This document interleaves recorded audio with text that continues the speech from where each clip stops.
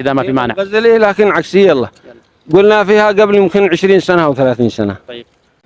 قلنا قال النديش الهوى أشعل وحرق فؤادي واصبح فؤادي ينادي الحب هذا مكيده. فقلت يا قلب صبرك يكفي كفى تنادي يستاهل الحرق واكثر من يشعل النار بيده. قد قلت لك يا معنا ابعد عن الحب غادي واترك غرام الغواني تلقى الحياة السعيدة. فالحب هذا دعاية مغالطة بالروادي بالتلفزة والإذاعة ولا كتابة جريدة. الحب هذا قريته بأول وثاني إعدادي وجيت والحب كلمة بالنحو ما هي مفيدة. وفي الرياضة حسبته طلع بكسر اعتيادي لا يقبل الجمع إلا على طريقة وحيدة. بالمال يجمع ويضرب ولا بكسر العوادي ولا بطرح الأصابع وسط العيون العنيدة.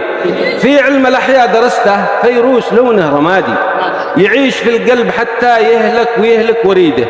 فيروس ذا صاب واحد بدت عليها البوادي يصير تايه ومجنون من الهواي الحسيدة. الحب عمله رخيصة ما لها ضمان اقتصادي ولا موارد قوية تدعم وترفع رصيده.